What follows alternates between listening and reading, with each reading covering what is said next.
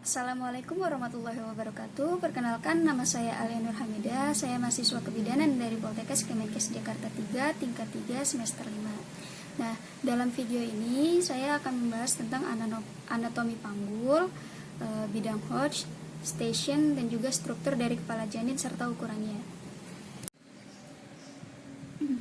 Yang pertama yang akan kita bahas itu tentang anatomi panggul.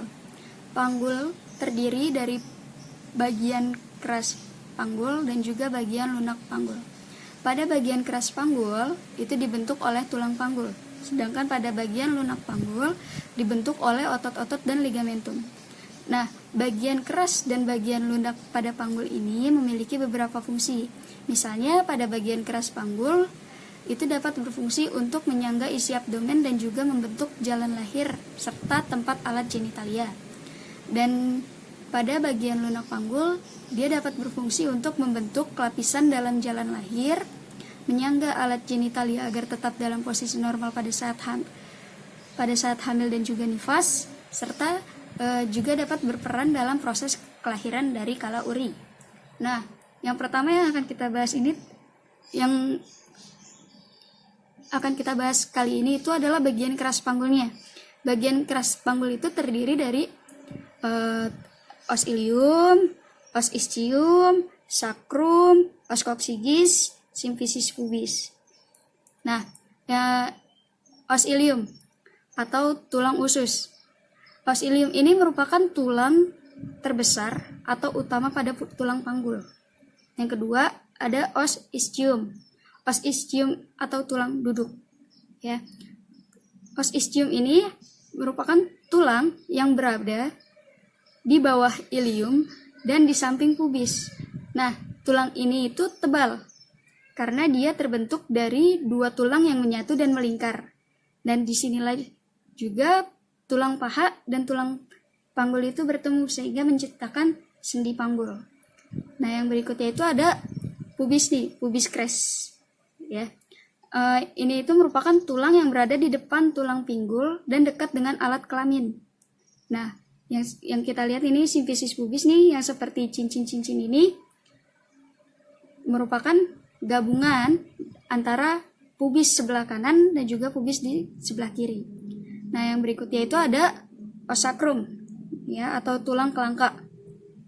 Ya, os sacrum ini merupakan tulang segitiga yang berada di bagian belakang panggul, yang terdiri dari 5 tulang belakang yang menyatu. Dan yang terakhir itu ada os coccygeus atau yang biasa juga kita sebut tulang ekor. Yang berikutnya itu ada PAP atau pintu atas panggul.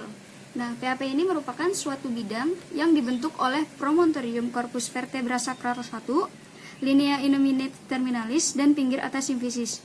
Nah, pada PAP ini terdapat 4 diameter, yaitu diameter anteroposterior atau conjugata vera, diameter transversa, dan juga diameter obliqua atau obliquus. Ya, bisa kita lihat yang pertama ini nih, diameter anteroposterior atau conjugata vera ini, dia itu merupakan panjang jarak dari pinggir atas simfisis ke promontorium dengan ukuran kurang lebih 11 cm. Yang kedua itu ada diameter transversa. Diameter transversa ini berada di antara linea terminalis kanan dan juga kiri, yang berukurannya itu kurang lebih 13 cm. Dan yang terakhir itu ada diameter obliquus di sini ya, sama satu lagi yang di sini. Nah, diameter obliquus ini berada di antara articulation sacroiliaca sampai dengan eminentia iliopubica, yang ukurannya sekitar 12 sampai 12,75 cm. Selanjutnya itu ada PBP atau pintu bawah panggul. Nah, PBP ini terdiri dari 2 segitiga. Nih, yaitu segitiga depan dan juga segitiga belakang. Ya. Pada segitiga depan ini, pada dasarnya itu tuber osis ischiadica dengan dibatasi oleh arcus pubis, dan pada segitiga belakang itu dasarnya tuber osis ischiadica dengan dibatasi oleh ligamentum sacrotuberosum kanan dan juga kiri. Nah, pada pintu bawah panggul ini terdapat beberapa diameter. Yang pertama itu ada diameter anteroposterior dan juga diameter transversa. Dan satu lagi itu ada diameter sagittalis posterior. Ini yang dari diameter sagittalis posterior ini ukuran dari ujung sakrum, ini ujung sakrum, ke pertengahan ukuran transversa.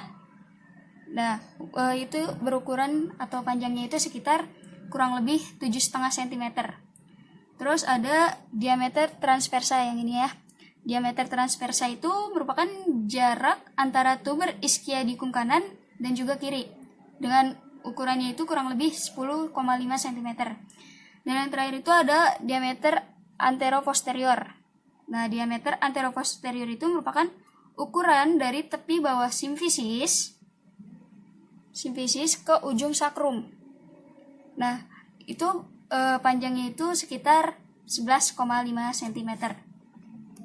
Selanjutnya itu ada bidang Hodge.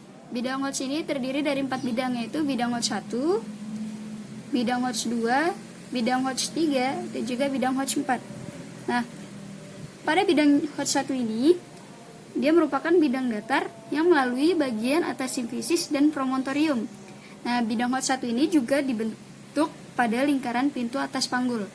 Selanjutnya, itu bidang Hodge 2. Nah, bidang Hodge 2 ini dia merupakan bidang yang sejajar dengan bidang Hodge 1, di mana dia terletak setinggi bagian bawah simfisis. Nah, yang berikutnya itu ada bidang Hodge 3. Bidang Hodge 3 ini juga terletak sejajar dengan bidang Hodge 1 dan juga bidang Hodge 2, yang dimana dia terletaknya itu setinggi spina ischiadica kanan dan juga kiri. Nah, pada bidang Hodge 3 ini juga dapat disebut juga sebagai zero station. Yang terakhir itu ada bidang Hodge 4. Bidang Hodge 4 ini merupakan bidang yang sejajar dengan bidang Hodge 1, Hodge 2, dan Hodge 3.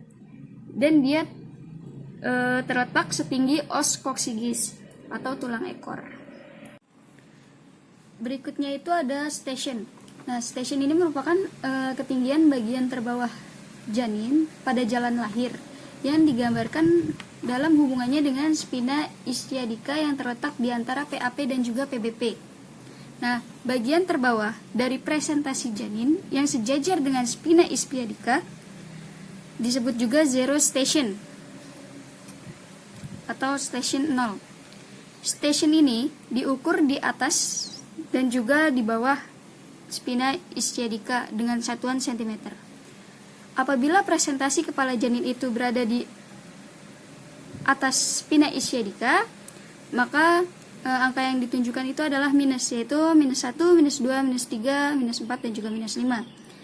Begitupun sebaliknya, apabila presentasi kepala janin sudah berada di bawah spina ischiadica, maka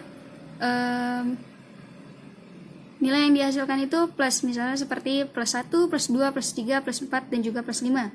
Nah, pada posisi kepala janin yang berada di station min 5, itu menandakan bahwasanya kepala janin masih mengapung.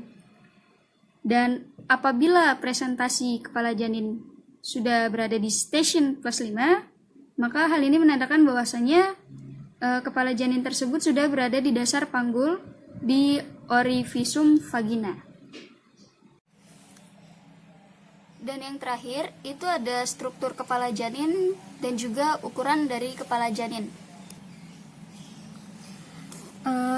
Struktur kepala janin ini dibentuk oleh sutura frontalis, sutura coronalis, sutura sagittalis, os frontal, os temporal, os zygomaticum, dan juga os occipital. Nah, untuk ukuran kepala janin itu terdapat diameter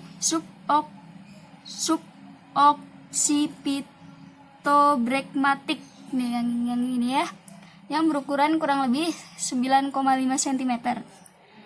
Terus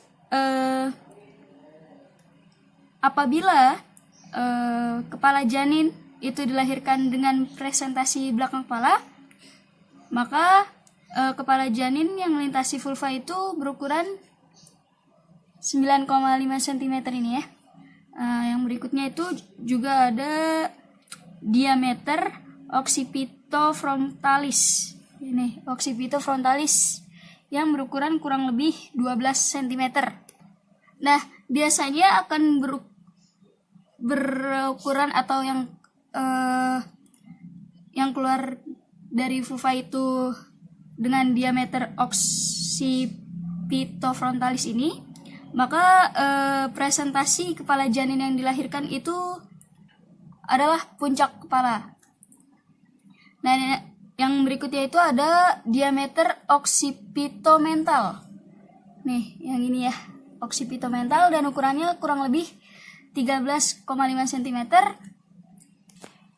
Dan yang terakhir itu ada diameter biparietal, yang ukurannya itu kurang lebih 9,25 cm. Sekian penjelasan dari video yang telah saya buat. Kurang lebihnya mohon maaf. Wassalamualaikum warahmatullahi wabarakatuh.